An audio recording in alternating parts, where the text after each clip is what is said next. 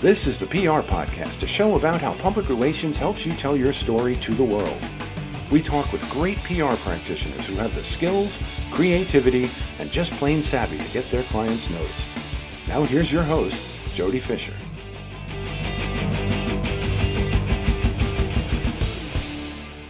Hey everyone, and welcome to the PR Podcast. I'm Jody Fisher. Thanks for joining us. Well, don't forget to tune in to my Instagram Live PR Talk from the PR Garage. That's every Thursday at 2 p.m. Eastern. Now, just this past Thursday, I had to bag out because I had something else I had to do. So I try to do it every Thursday, and it's only 15 minutes. I know maybe it's the middle of the day, maybe it's tough for you to tune in, but it's when I can do it, and it's me teaching myself a new skill.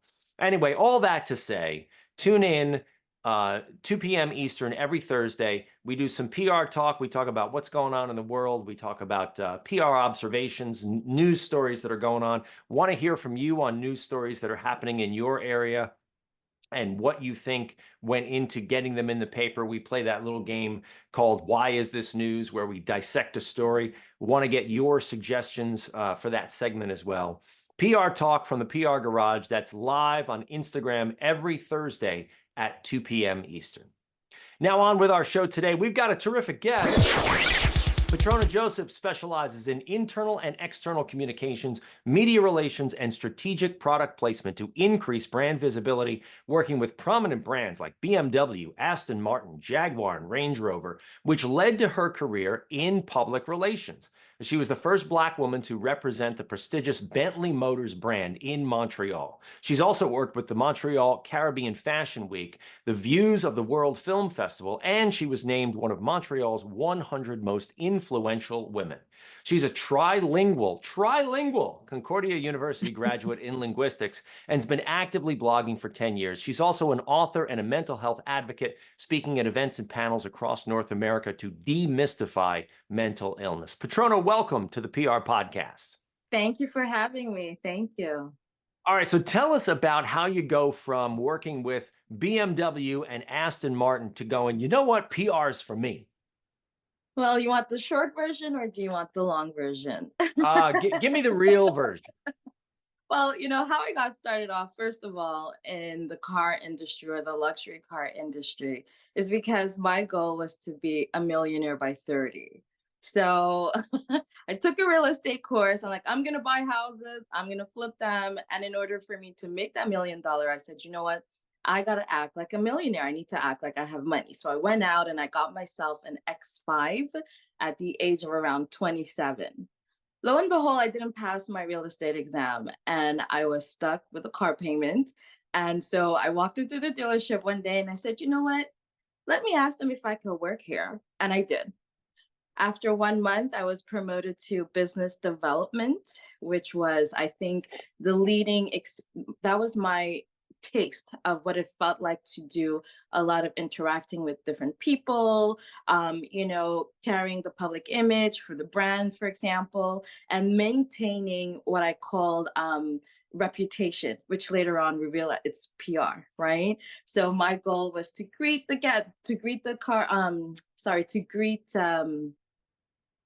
shoppers coming in. But while working at BMW, I remember we had the launch of a new 3 Series. And I was like, wow, okay, so what are we going to do? Then I witnessed the rollout. I never knew what a rollout was, right? So you had the head office. This is what we're going to do in the next 6 months. We strategized, we planned, and then we had the event. Post-event, we had the emails we sent out. We got the press involved. But at the time, I was in business development. I was like, okay, this is amazing. That's great. I never knew this aspect of business. When I left BMW, I started working for brands like Jaguar, Aston Martin, and I witnessed again, okay, so we have a new Jaguar coming out, the titanium at the time. And we were invited to press conferences. So that's where I really got the taste of what it meant to work with media. If we got calls about the vehicles themselves, we got calls for test driving for reporters. And I thought that was really cool. Now, when I left the car business, don't laugh, I bought a grocery store. A random, right? Because again, my goal was to be a millionaire. So I thought that by investing all my money, purchasing a 22-year-old business that I was going to hit the jackpot. And I didn't. So,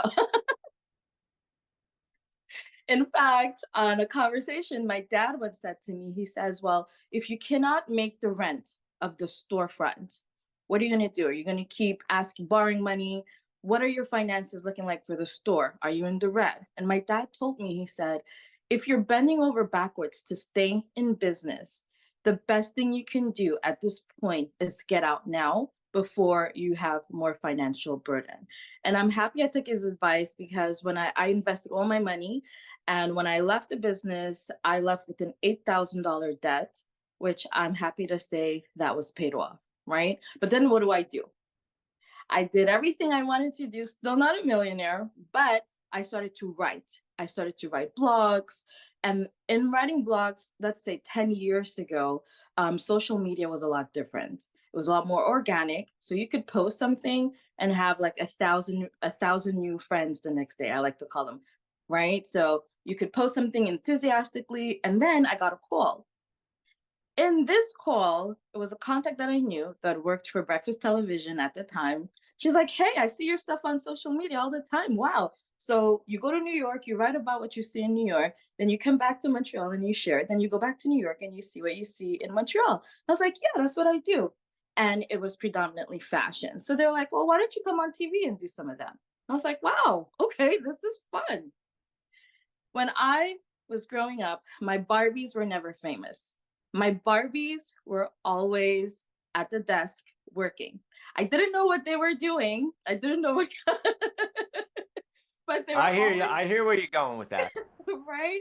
They were always in suits and they were always negotiating big deals. So when I got on TV and I realized that I was attracting a certain kind of fame that I never foreseen myself attracting, right? And then you're getting all these messages, people are fawning over you. And I didn't enjoy the experience necessarily being in front of the camera and having to deal with a lot of the other stuff that came with that.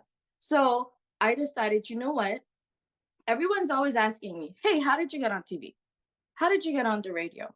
How did you do that? And I was like, wait a minute, I have these contacts. So I started charging $25 an hour just to get someone on TV, help them with their pitch. I used to pitch for them, but I didn't know the value of my work because I never went to school to be a publicist, right?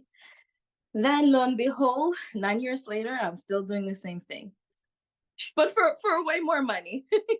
Yeah, exactly. So that's a really great story about an organic route that you took to land where you are, and getting what I'm hearing in there is a pretty steep business education along the way.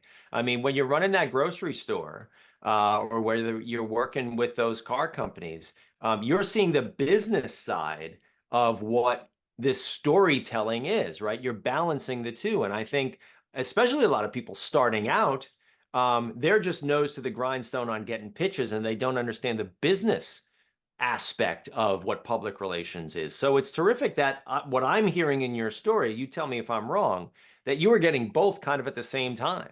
I was. I always say that my greatest failure, which I considered a failure, which is my grocery store, it was my MBA. Because, you hear people just throwing around, I'm going to be a business owner, I'm going to be an entrepreneur. And I always look at them and I'm like, do you want to quit your six-figure job to get out there into entrepreneurship? Think twice. So, all right, so then let's jump in on that and use your experience to answer this question. For people who are thinking about getting out of their 9 to 5 for whatever reason, right? They don't want to just be an employee anymore. Maybe they lost their job, maybe they're miserable in their job, whatever that is. How do you suggest people get started or get themselves on the road to working for themselves? I would say prepare yourself at least 1 year in advance. Don't just quit your job because, running out there without a safety net, you're going to be in survival mode. And when you're in survival mode, great things can happen, but then you're always going to be on edge. How am I going to pay my bills? How am I going to take care of this? How am I going to take care of that? Start slowly, start progressively, take your time. And when you land that big client, when you land that big contract that is able to cover your expenses, right, for that year period. So, for example, if you're making 70 grand a year, right, and you prepare yourself a year in advance, you do it on the side, you pitch, depending on the business too, right? And I know you're in construction, I know you're in real estate, right? You do real estate PR. So, but it depends on the industry, right?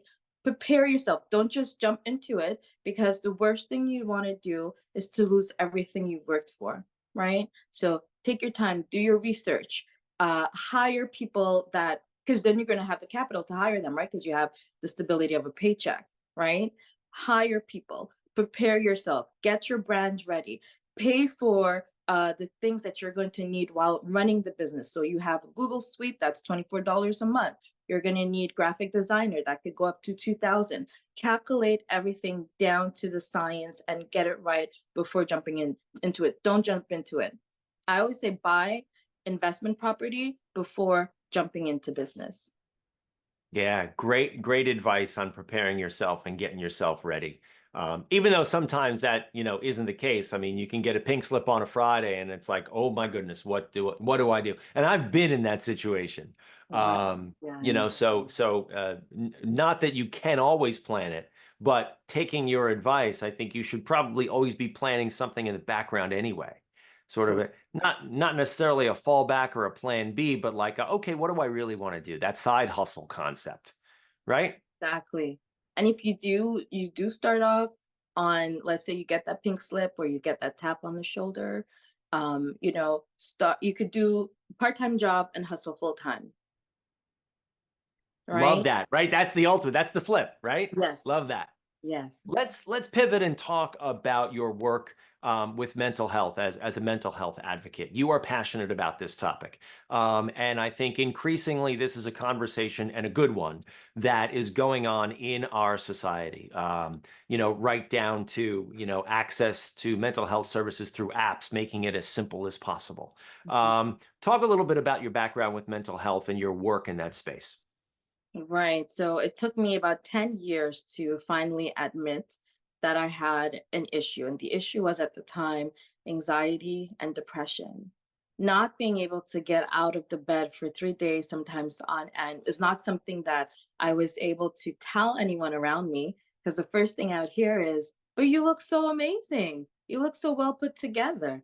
And meanwhile, I'm dying, like literally dying inside. So when I wrote my book about demystifying mental illness, I wanted to let people know that it's not the people that you see in the strait jackets that are the extreme cases all the time. It's our mothers, it's our fathers, it's our best friends. And a lot of people suffer in silence because they're stigmatized, hence the title of the book, right? Stigmatized. Okay. When I wrote my book, imagine that, I had to take it off LinkedIn, because I had a client one day tell me, she says, well, I didn't want to judge you on your book by reading it.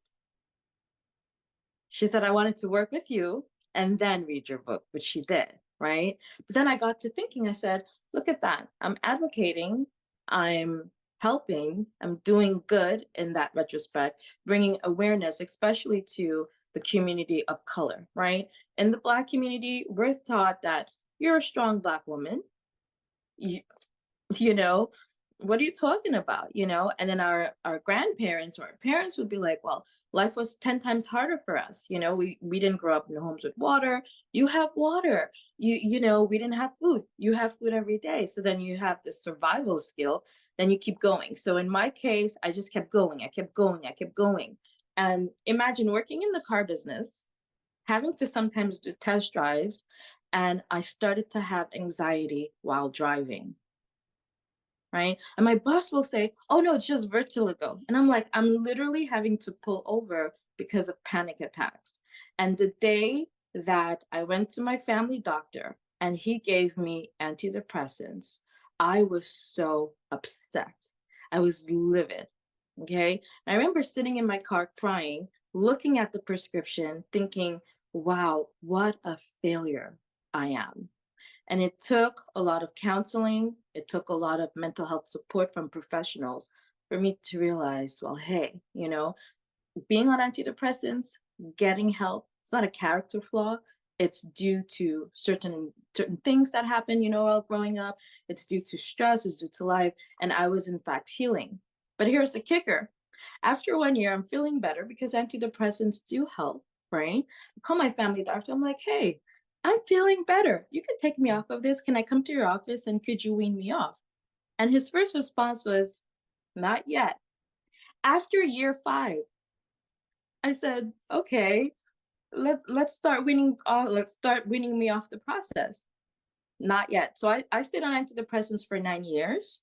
And the person I was prior to, which was very catatonic at times, very overstimulated. I always like to give the story where I moved to France for 3 days. I packed up yeah, I was very extreme as a person because I didn't understand what I was feeling. And so, hindsight, almost 20 years later, I love being able to share my story because there's a lot of people that are experiencing the same thing in silence for fear of being stigmatized. I'm so grateful that you shared that story, and so thankful that you shared it. I think that is the secret weapon to any type of a challenge that we might be facing in our lives, whether it's mental health or anything else, is talking about it. Because I think the worst thing that you can do, that's where the stigma comes from, is people feel, understandably, they feel like they don't want to talk about it, but once you do start talking about it, you break down all that stigmatization. You you begin to remove it. I'm not going to say you remove it completely, but you begin to remove it and you begin to normalize it and say, yeah, this is something that a lot of people deal with. And we need to talk about it in order to understand it and to make it normal so that then people can feel comfortable finding the help that they need. Right? Exactly. I love that. Yes, exactly. Exactly. Um, what would you say, what advice might you give to other people who might be hearing this right now thinking that they might have a similar challenge, whether it's again with mental health or with any other kind of an issue? What advice would you give them? Uh, that's a tough question. I'll tell you why. Because my first go-to is get counseling, right? But even in that, you have BetterHelp online. That's really hard to decipher because sometimes you may not mesh to the person that you're getting counseling from. So I always like to say, give yourself grace, give yourself time. What could you afford, right? Find a counselor. There are local counselors that are able to offer you help on a scale. Okay. Then also do a little bit more research because if you're experiencing depression, is it PTSD? Is it CPTSD? Are you burnt out? Because being burnt out from work and school could also resemble depression, right? And I think that the greatest factor in anyone getting help is always money because there are psychologists and mental health care providers that charge upwards of $200 an hour. Getting mental health help is not easily accessible. Thus far, I've noticed that a lot of people are on BetterHelp, a lot of people are seeking help, and I'd like to say give yourself grace, but also know that the journey to getting better, the journey to wellness, it will be a lifetime journey. It's not something that's going to be done overnight.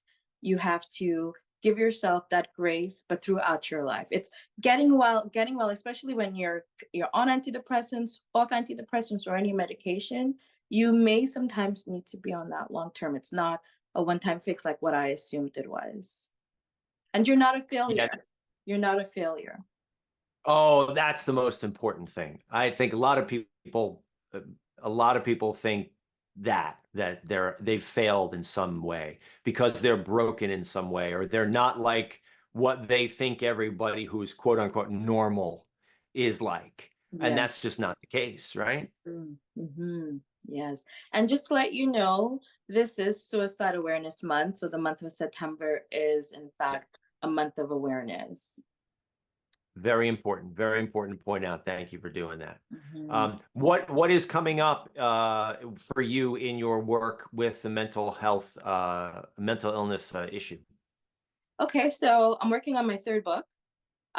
So I like to document my journey from being on antidepressants, going to therapy, getting better, some of the things that I was able to implement in my life.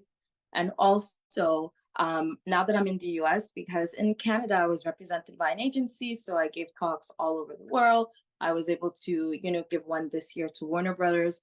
But the landscape in the US, it's so much vaster and there's not a lot of conversations about it. Believe it or not, I'm in Atlanta and I think I've maybe heard two conversations about it within the last 6 months. But you could see, and especially in the PR industry, we get burnt out very quickly. It's hard not to take your client not being featured personally. Sometimes your clients could take it out on you, because as much as you'd want them to be featured, sometimes it takes longer than it's expected. It's not an overnight thing or even 3 months. Sometimes it could take 9, 10 months, right, for a good feature to land. So even at that, your mental health could decline. I don't know about you, Jody, but sometimes it hits me very hard. Has that been your experience with PR Oh sometimes? man. Every once in a while, out of the blue, I'll just wake up, be like, wow, I am really bad at what I do. Oh, And wow. right. And Really? it's not Oh, that you are, it's just that you hit those moments. At least I do. Right. You'll yes. hit those moments where it's like you're struggling. You're professionally struggling with trying to get the client the publicity that they came to you to get. Yeah. You wonder what they're thinking of you.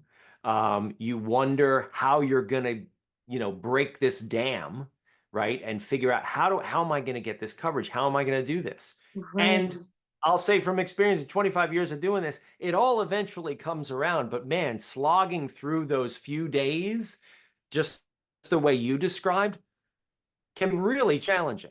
Oh, And then of course, if you're like me, you play out all these kind of scenarios in your head, like these disaster scenarios and these end of the world scenarios. And it's like, oh my God. yes, indeed. Yes, indeed. So, but to conclude on that, so I'm now trying to spread awareness a little bit more in the US. I'm going to be hopefully partnering up with a counselor here in Atlanta and then being able to create perhaps journals because tracking how you're feeling from day to day sometimes can give you perspective, right? So on Monday, how am I feeling? Mental health check ins. Great. I love that. I love that. I think it's really important that we, again, I'm going to use the word normalize, but just make it a regular conversation because I think everybody deals with this in their own unique way. And we have to make sure that people don't, I'm going to use the double negative, don't not seek the help that they need Right. because they think either people think weird about me or something's wrong with me or Mhm. I shouldn't be this way, whatever that is. And thank you for being that mental health advocate that you are. Thank you very much. Thank you. Well, we are going to segue now. We're going to close out our main conversation and segue into the rapid fire question portion of our podcast. This is where we have a little fun, stealing a page from the inside the actor's studio. We ask our guests a series of rapid fire questions meant to elicit a simple answer, maybe a laugh or two. Indulgence, Petrona Joseph. Let's go with rapid fire question number one. What is your favorite news source? Don't hate TikTok. We don't Believe judge. it or not. TikTok? I get everything I need on TikTok. Whether it's TikTok or whether it's any other social media platform, I feel like if you use it right, you get the information that you need. Yes. It can be a wonderful escape, but it can also be very informative.